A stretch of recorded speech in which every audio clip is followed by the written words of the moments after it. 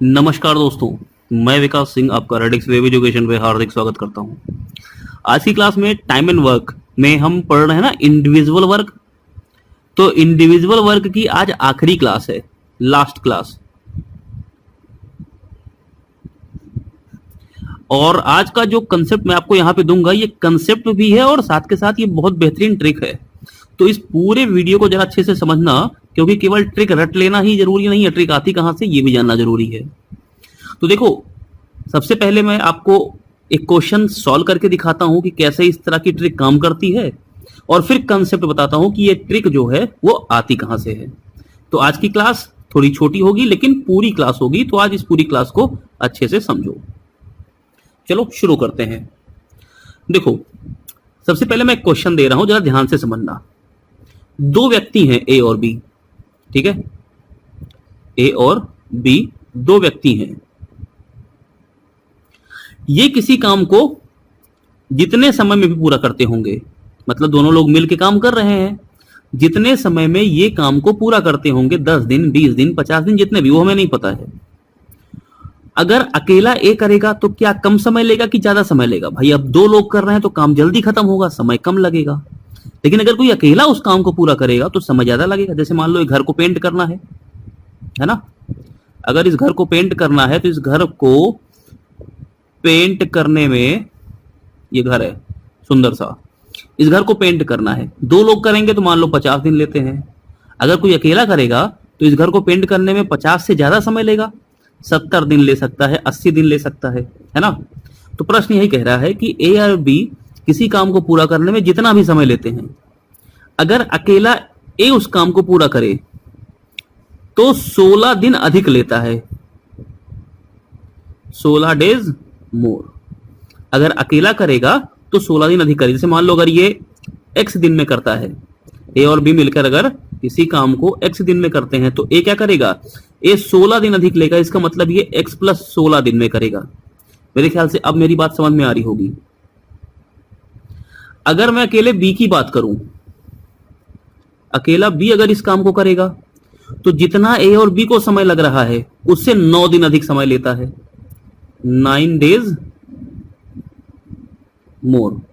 मतलब अगर ए और बी x दिन में कर रहे होंगे तो ये x प्लस 9 दिन लेगा। बोलो, बात समझ में आ रही है? प्रश्न कह रहा है ए और बी कितने समय में पूरा करते हैं। मेरे ख्याल से प्रश्न समझ चुके होंगे कि ये कहना क्या चाहता है, ये क्वेश्चन क्या कहना चाहता है, ये अब आप समझ चुके होंगे।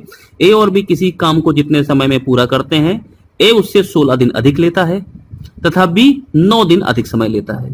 तो बताओ ए और बी मिलकर उस काम को कितने दिन में पूरा करते हैं? तो मैं आपको डायरेक्ट आंसर बता देता हूं। ए और बी मिलकर किसी काम को कितने दिन में पूरा करते हैं? एक्स, और इस एक्स की वैल्यू हो जाएगी अंडर रूट ऑफ, पहला वाला कितना है 16, दूसरा वाला कितना है 9, दोनों को मल्टीप्लाई कर दो, कितना हो गया 16 9 144, और अंडर रूट ले लो, कितना हो गया 12। यानी ए और बी उस काम को मिलकर करेंगे तो कितने दिन में करेंगे? 12 दिन में। ये ट्रिक है, ये आपके प्रश्न का डायरेक्ट उत्तर है। बात समझ में आ रही है? अब ये कंसेप्ट आता कैसे है, जरा इसको समझने की कोशिश करो। देखो, अब ये पूरी चीज मैं हटा रहा हूं, जरा कंसेप्ट समझो। दो व्यक्ति हैं ए और बी। अब देखो, ए और बी जब मिलकर किसी काम को करते हैं तो हमने मान लिया कि उनको x दिन लगता है। अकेला ए अगर इसी काम को पूरा करता है तो ए समय अधिक लगता है, यानी इनको x लगा तो ये x प्लस ए दिन लेगा। बी जब इसी काम को पूरा करता है तो ये बी दिन अधिक लेता है, तो मैंने मान लिया कि ये x प्लस बी दिन में पूरा करेगा। मेरे ख्याल से अब ये बात समझ में आ रही होगी। चलो एलसीएम ले लेते हैं। एलसीएम आ गया x प्लस ए और x प्लस बी। आप बता सकते हो ये क्या है? ये जो मैंने एलसीएम लिया है ये क्या है? ये हमारा टोटल वर्क ही तो है। एलसीएम में जो भी आता था वो टोटल वर्क होता था। अब सबकी इफिशियंसी निकालते हैं अलग अलग। ए की इफिशियंसी अगर निकालें, ए जो है एक्स प्लस ए दिन में इतना काम करता है, तो एक दिन में कितना करेगा? एक्स प्लस ए से इसको भाग करोगे तो एक्स प्लस ए कट जाएगा, क्या बचेगा, x बचेगा और x प्लस बी बचेगा। ऐसे अगर मैं b की बात करूं तो b x प्लस बी दिन में इतना काम करता है, तो एक दिन में कितना करेगा, तो x प्लस बी से जब भाग करोगे तो x प्लस बी कटेगा और बचेगा x और x प्लस ए। और दोनों को मिलाकर अगर कर देंगे तो देखो ये x दिन में इतना काम कर रहे हैं, तो एक दिन में कितना करेंगे, x से डिवाइड करोगे तो x कटेगा और x प्लस ए और x प्लस बी बचेगा। यहां तक तो मेरे ख्याल से बात समझ में आ गई। और इतना भी आपको पता होगा कि ये जो चीज यहां पर आई है, ये क्या है, तो ये कुछ और नहीं है, ये क्षमता है, इफिशियंसी है। क्या है भैया, ये क्षमता है। अब x की क्षमता ये, सॉरी a की क्षमता, b की क्षमता ये, और a और b की सम्मिलित क्षमता ये। इसका मतलब अगर इन दोनों को जोड़ें तो ये इसके बराबर होना चाहिए नीचे वाले के, तो जोड़ दो। तो देखो x x प्लस बी और x x प्लस ए,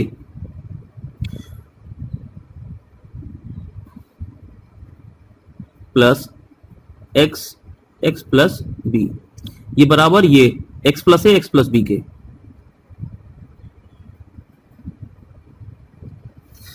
अब देखो इंपॉर्टेंट बात, खोल दो सबको अंदर और कट्टम कुट्ट मचा दो पूरा तहलका। ये हो जाएगा एक्स स्क्वायर प्लस ये हो जाएगा ए एक्स, ये हो जाएगा एक्स स्क्वायर और ये हो जाएगा बी एक्स। इसको अंदर मल्टीप्लाई करो, हो जाएगा एक्स स्क्वायर प्लस ए एक्स प्लस बी एक्स और प्लस ए बी। यहां तक तो मेरे ख्याल से दोस्त कोई दिक्कत नहीं होगी।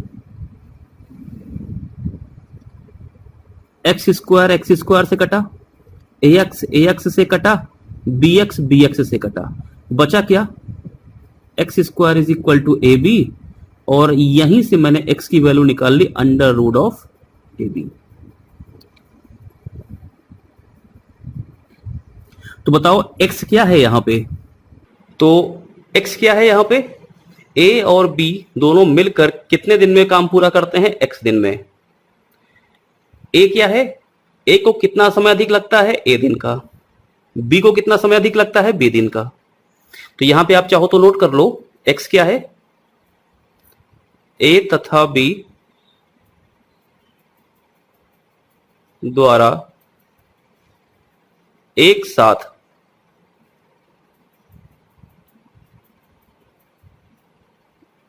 लिया गया समय।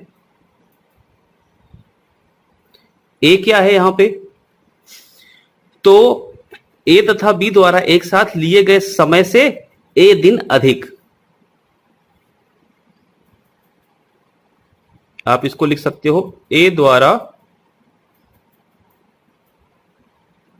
लिया गया समय जो ए और बी द्वारा लिए गए समय से ए दिन अधिक है। तो बी क्या है यहां पे, ये बी द्वारा लिया गया समय, सॉरी ये ए द्वारा लिया गया समय नहीं है, ये ए द्वारा लिया गया अधिक समय है, क्योंकि ए दिन अधिक ले रहे हैं ना। तो ये क्या है, ये बी द्वारा लिया गया अधिक समय, जो कि ए प्लस बी द्वारा लिए गए समय से बी दिन अधिक है। बोलो बात समझ में आ रही है। तो ये कंसेप्ट जो है ये काफी इंपॉर्टेंट है और इस पे प्रश्न डायरेक्टली परीक्षा में पूछे आते हैं। तो इसलिए कभी भी इस कंसेप्ट को अवॉइड मत करना। ये ध्यान रखो कि ए कितना समय अधिक ले रहा है, ए दिन का, बी कितना समय अधिक ले रहा है, बी दिन का, और ए और बी मिलकर कितना समय ले रहे हैं, एक्स दिन का। तो ये एक्स की वैल्यू कितनी हो जाएगी, under root of A B.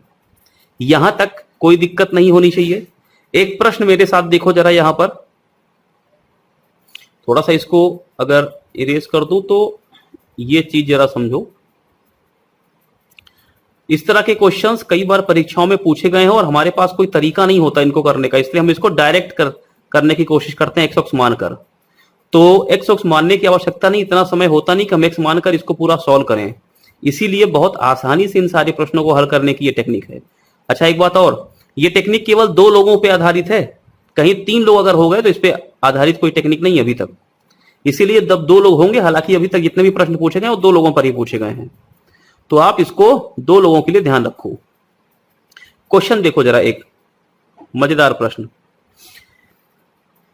ए किसी कार्य को पूरा करने में ए और बी द्वारा लिए गए समय से, ए किसी कार्य को पूरा करने में ए और बी द्वारा लिए गए समय से 25 दिन अधिक समय लेता है, 25 डेज मोर। अब आप में से बहुत से लोग ऐसे भी पूछ रहे होंगे कि सर 25 दिन अगर लेस हो तो ऐसा कभी हो सकता है क्या पॉसिबल कि ए और बी कम समय लें, सॉरी ए और बी ज्यादा समय लें और अकेला एक कम समय ले ले? ऐसा तो हो नहीं सकता। जब 2 लोग किसी काम को पूरा करेंगे तो ऑब्वियस चीज है समय कम लगेगा, और कोई अकेला करेगा तो समय ज्यादा लगेगा। बी अकेला इस काम को पूरा करने के लिए ए और बी द्वारा लिए गए समय से 16 दिन अधिक समय लेता है। तो आपको बताना है कि ए और बी आधा कार्य कितने समय में पूरा करेंगे। कितना कार्य? आधा कार्य कितने समय में पूरा करेंगे? एक साथ की बात हो रही है। ए और बी आधा कार्य कितने समय में पूरा करेंगे? तो क्या करना है आपको, ए और बी पहले पूरा कार्य कितने समय में पूरा करेंगे, तो कैसे निकालोगे? Under root of A B 25 गुणे 16। अब आप में से बहुत से महानुभाव ऐसे होंगे तो पहले 25 और 16 गुणा करेंगे।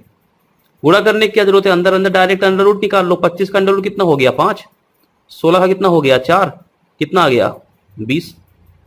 यानी अगर ए और बी मिलकर करेंगे तो कितना समय लगेगा 20 दिन का। कितना काम? पूरा काम। करना कितना है? आधा काम। तो जब पूरा काम करने में 20 दिन तो आधा काम करने में कितना समय लगेगा? आधा दिन। मतलब जो समय लग रहा है उसका आधा कर दो, तो आधा काम करने में कितना समय लगेगा? 20 का आधा यानी कि 10 दिन।